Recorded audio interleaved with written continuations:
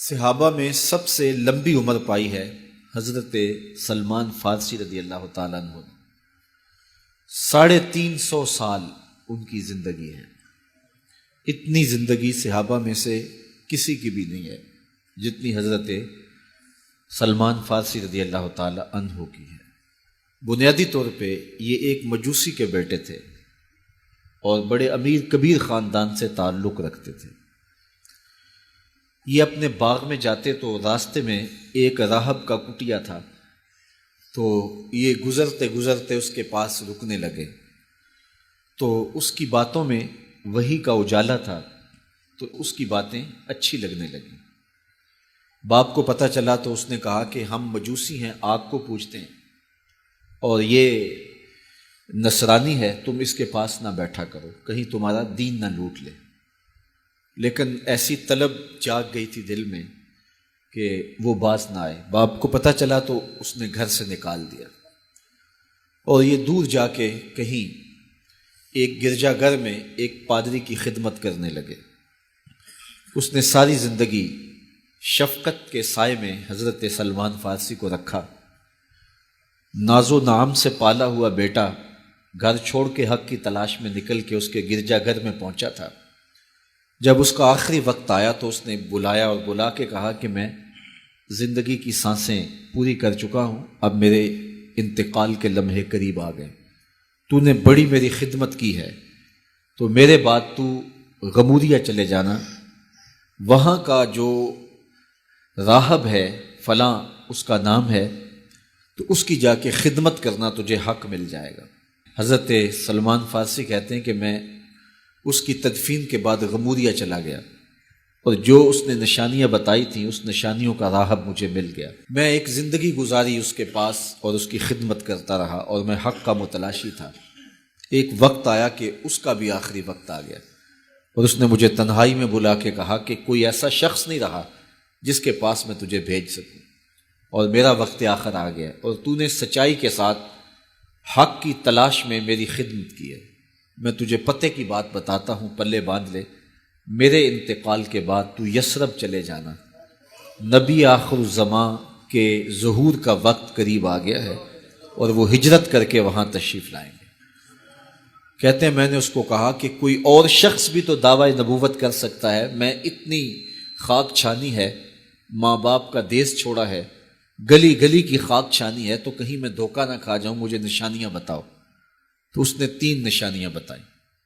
کہا ایک تو صدقہ قبول نہیں کرے گا، دوسرا ہدیہ رد نہیں کرے گا، تیسرا 2 کندھوں کے درمیان مہر نبوت ہوگی۔ 2 دن کے بعد اس کا انتقال ہو گیا۔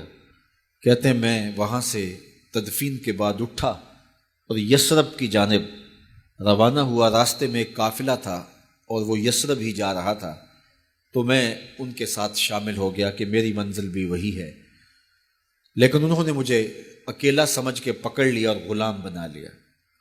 لیکن میری خوش قسمتی یہ کہ انہوں نے مجھے بیچا جا کے یثرب میں، اور وہاں ایک یہودی نے مجھے خرید لیا اور اپنے باغ میں کام کاج پہ لگا لیا۔ میں روزانہ ان ہمایوں لمحوں اور ان حسین گھڑیوں کا منتظر تھا جن کے لیے میں نے در در کی خاک چھانی تھی، کبھی عرش پر، کبھی فرش پر، کبھی ان کے در، کبھی در بدر، غم عاشقی تیرا شکریہ میں کہاں کہاں سے گزر گیا۔ کہا ایک دن میں اپنے باغ میں کھجوریں توڑ رہا تھا کہ ہوائیں گیت گانے لگی اور طلع البدر علینا کی صدائیں گونجنے لگیں۔ میں نے جلدی سے چھلانگ لگائی اور بھاگ پڑا۔ میرا آقا سمجھا شاید غلام بھاگ گیا، اس نے دوڑ کے مجھے پکڑ لیا۔ میں نے اس کو کہا میں بھاگا نہیں ہوں، یہ جسم تیرا ہی غلام ہے لیکن دل نوکر کسی اور کا ہے۔ میں کچھ کھجوریں لے گیا اور حضور کی خدمت میں حاضر ہوا اور جا کے میں نے پیش کی، اور میری نیت صدقے کی تھی۔ تو میں نے جب پیش کی تو فرمایا ہم نبی ہیں، صدقہ قبول نہیں کرتے۔ کہتے ایک نشانی پوری ہو گئی۔ اب کچھ دیر ڈال کے میں پھر کھجوریں لیں اور میری نیت ہدیہ کی تھی۔ میں حضور کی خدمت میں جا کے پیش کی تو حضور نے قبول فرماتے ہوئے کہا ہم ہدیہ قبول کر لیتے۔ کہا 2 نشانیاں پوری ہو گئی، اب تیسری نشانی رہتی تھی، اگرچہ 2 نشانیاں ہی میرے لیے کافی تھی اور حضور کا چہرہ ہی میرے لیے کافی تھا، لیکن میری آرزو یہ تھی کہ میں تیسری نشانی کا بھی بچشم خود مشاہدہ کر لوں تو پھر میں ایمان لاؤں گا۔ ایک دن حضور میرے باغ میں تشریف لے آئے۔ حضور نے قمیض اتاری ہوئی تھی اور اپنے مبارک کندھے کے اوپر کپڑا رکھا ہوا تھا اور مہر نبوت والی جگہ چھپی ہوئی تھی۔ ہلکی ہلکی ہوا چل رہی تھی اور میں حضور کے پیچھے پیچھے ہوتا تھا۔ میری آرزو یہ تھی کہ ہوا کا کوئی تیز جھونکا آئے اور کپڑا ہٹا دے اور میں مہر نبوت کی زیارت کر لوں۔ حضور میرے ارادہ قلب سے آگاہ ہوئے۔ فَأَلْقَى إِلَيَّ رِدَاءَهُ، حضور نے اپنے کندھے سے چادر اتار کے میری جانب پھینکی، پھر اپنے رخ کو پھیر کے میری جانب اپنی پشت مبارک کرتے ہوئے فرمایا انظر الی ما امرت بہ، اس پادری نے جو بتایا تھا دیکھ لے آ کے۔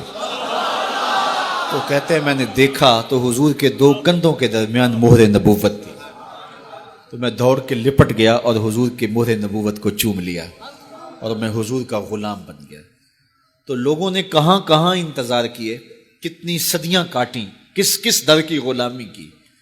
میں کہا کرتا ہوں میرے مقدر آپ کے مقدر۔ آنکھ کھلی، ہمارے والد مسجد سے مولوی صاحب کو بلا لائے اور انہوں نے کان میں آ کے کہا مبارک ہو، تو حضور کا غلام بن کے آیا۔ شاہوں سے ملا ہے نہ تونگر سے ملا ہے، اللہ کا عرفان اسی در سے ملا ہے۔ اوروں کو ملا ہے تو مقدر سے ملا ہے، مجھ کو تو مقدر بھی تیرے در سے ملا ہے۔ میرے والد گرامی جھوم کے پڑھا کرتے تھے کہ محمد جانے جانا ہے پیغمبر ہو تو ایسا ہو، محمد جانے جانا ہے پیغمبر ہو تو ایسا ہو، رسولوں کی بشارت سے مبشر ہو تو ایسا ہو، امر توقیر کا سب کو موقر ہو تو ایسا ہو، کیا ہم کو غلام ان کا مقدر ہو تو ایسا ہو۔